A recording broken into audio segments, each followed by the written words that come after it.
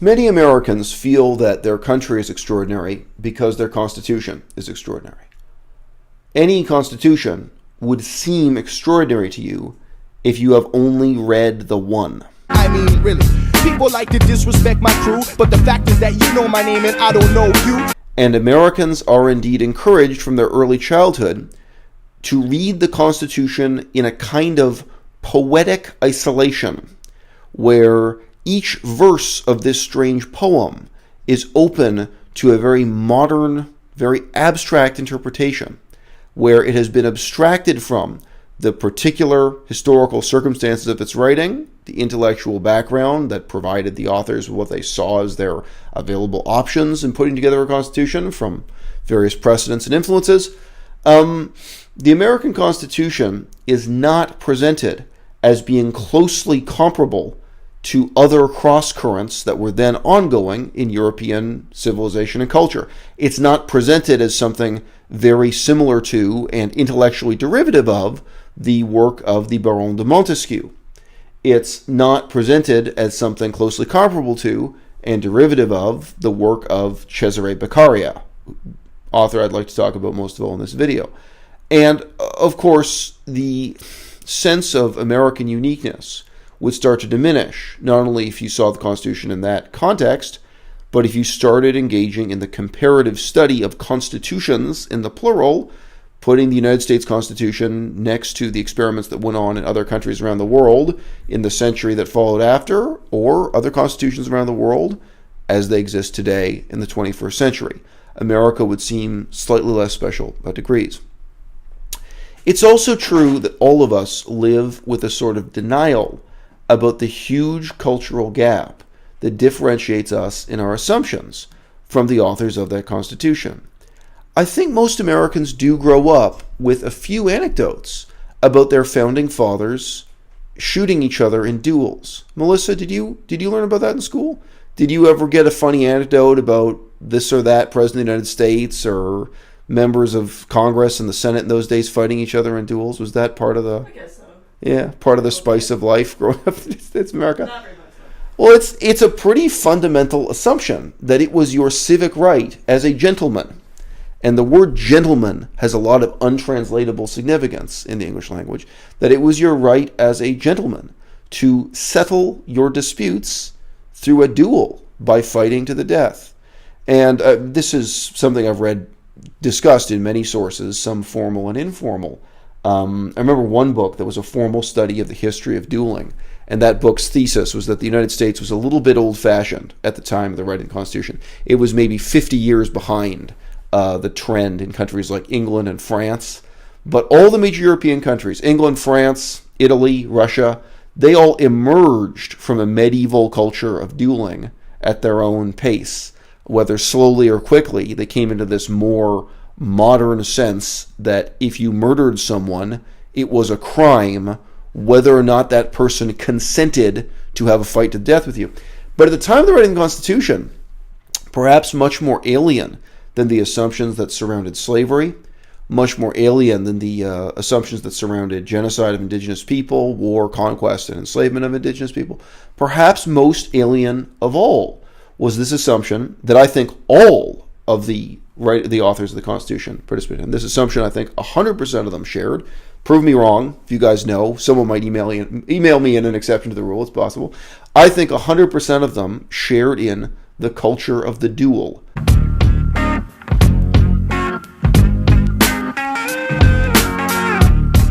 So I'm opening this video by suggesting to you that Americans today, in 2019, the American public is not merely passively ignorant of the intellectual legacy of the Baron de Montesquieu and Cesare Beccaria. They're actively ignorant of this. It's a self-selected, intentional blindness because they prefer to see their own constitution as a kind of perfect, abstract poem, which it is not. It is instead the deeply flawed product of very peculiar cultural circumstances.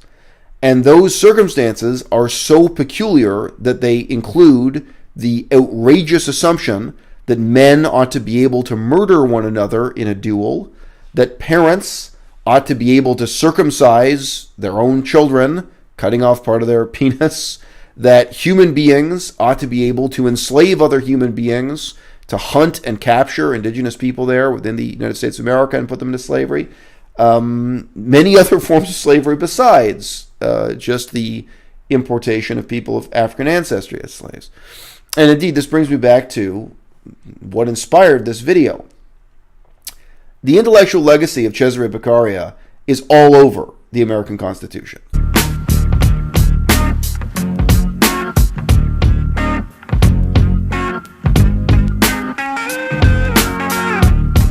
Again, you can send me an email if you can name a single author of the Constitution who ever disclaimed that they were not influenced by Cesare Beccaria or who said that they were opposed to his legal philosophy. This was an unbelievably influential source for about 150 years after its publication.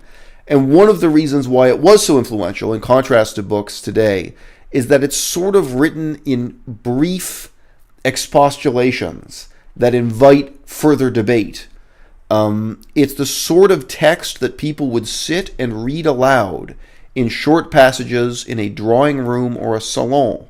And remember, it's not just that people were illiterate in the past.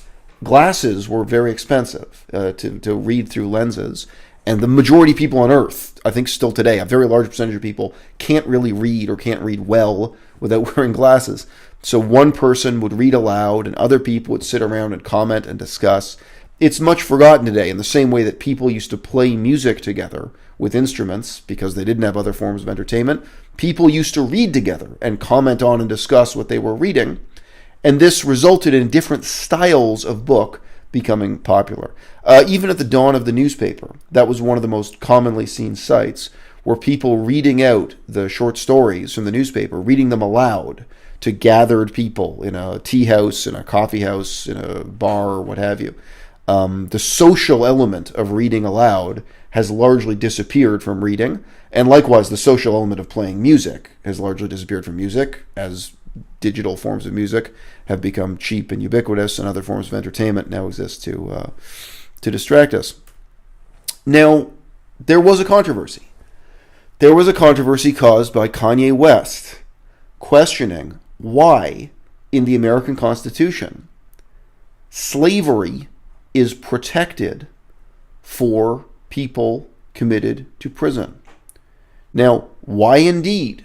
I can also ask, why do Americans engage in these debates? Why do they ask these questions without ever pressing forward for answers? There is an answer. There's an incredibly obvious answer. And the answer is Cesare Beccaria. The answer is all of these guys read the philosophy of law set down by Cesare Beccaria. Beccaria wasn't a legislator proposing particular laws. As I say, his style of writing is more expository and inviting debate, but he really set out a sort of meta law, a sort of meta legislation within which the authors of the Constitution filled in the details. Now, the Baron de Montesquieu, another incredibly important influence, a topic for another video. And Cesare Beccaria, he actually argued against torture, and he also argued against the death penalty. And this made him seem incredibly enlightened, incredibly progressive, incredibly positive for his era. And of course, this is misleading.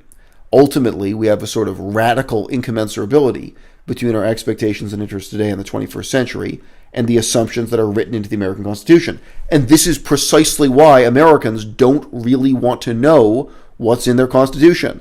In the same sense that meat eaters want to buy hot dogs and live in a kind of ignorance about what's really in the hot dog.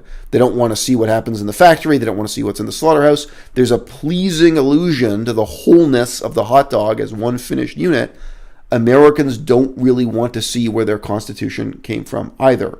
Perhaps because if they did know those things, it would force them to question and ultimately reject the authority of the authors of their Constitution as people who were, in some ways, just wrong.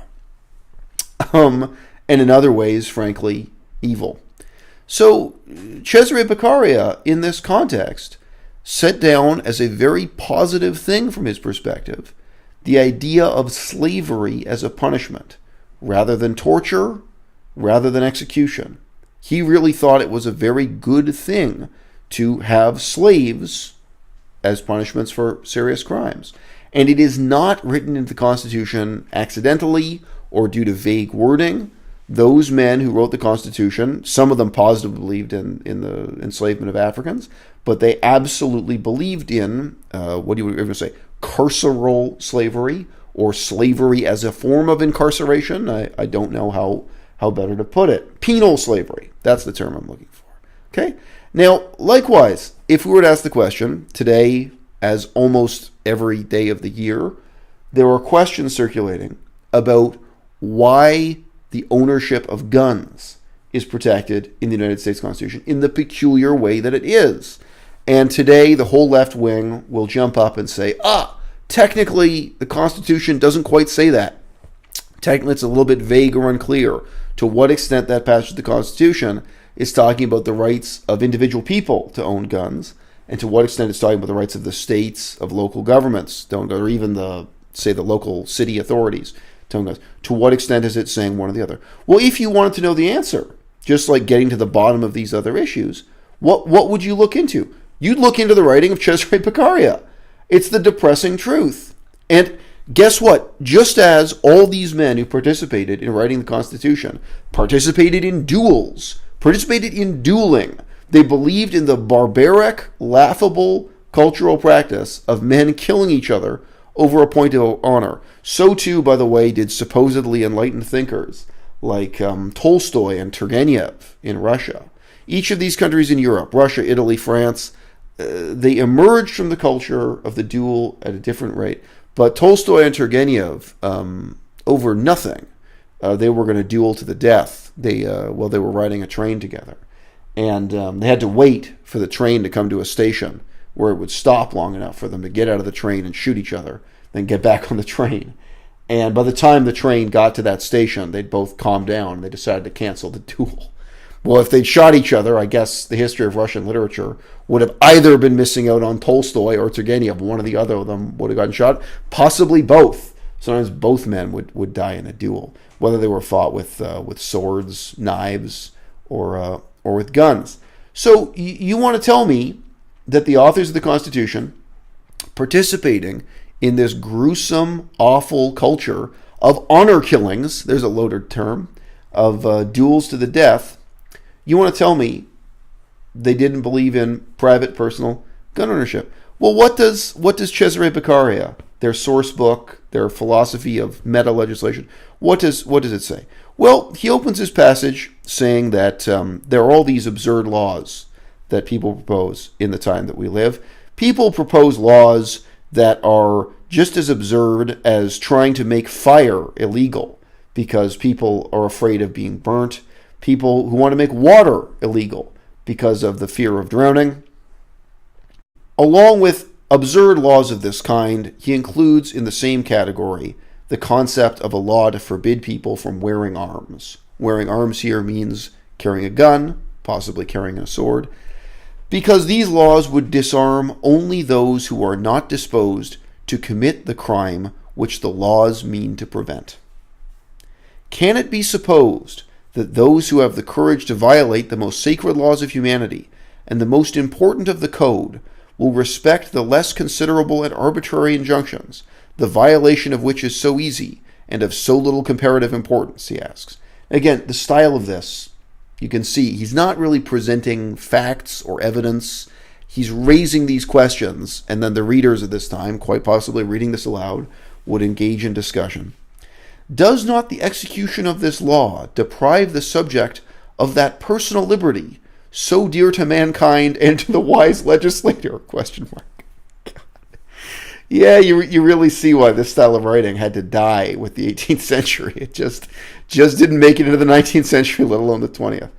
And does it not subject the innocent to all the disagreeable circumstances that should only fall on the guilty?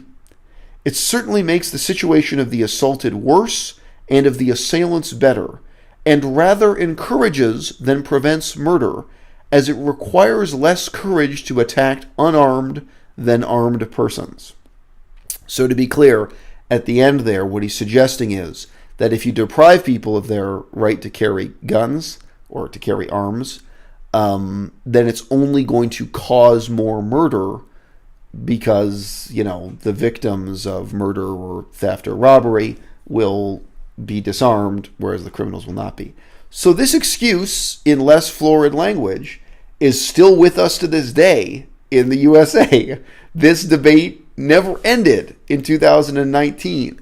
And this really was the guiding philosophy behind the United States of America in its bizarre social experiment of setting up a quote-unquote constitutional republic, not a democracy, a constitutional republic of gun-carrying slave owners who would fight each other to the death over a point of honor and who participated in a fundamentally aristocratic set of values, philosophy of state and government, that is completely repugnant to us to this day.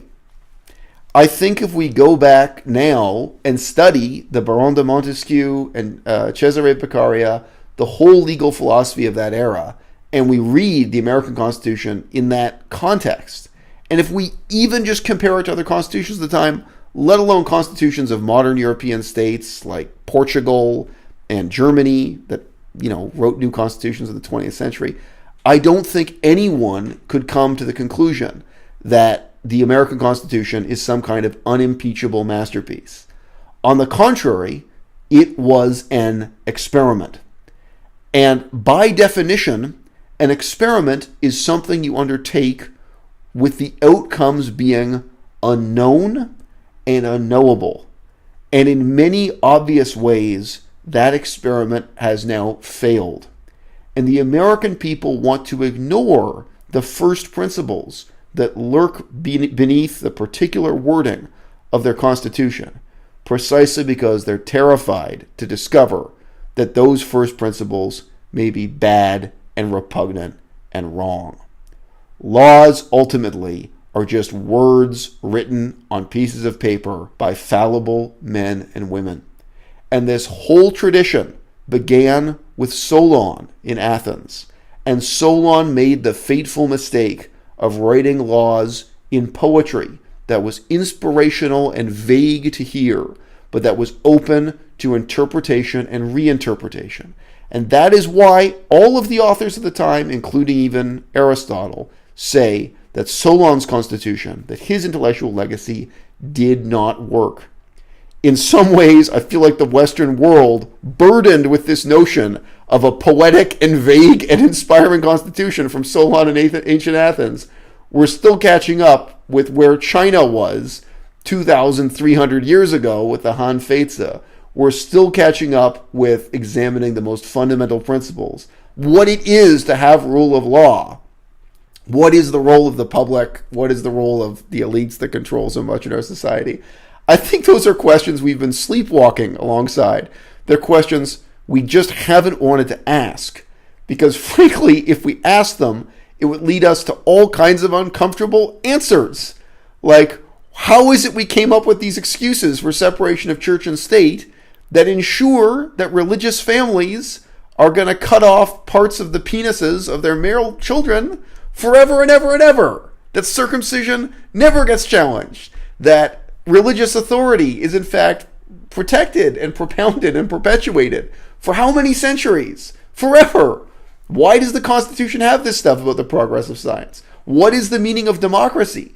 The meaning of democracy cannot be living your life in a perpetual state of intellectual indebtedness to a class of slave-owning, gun-toting, duel-fighting, aristocratic bigots from centuries ago, men whom today you would not agree with on any issue whatsoever, not even the meaning of something as simple as the separation of church and state. I mean, really, people like to disrespect my crew, but the fact is that you know my name and I don't know you.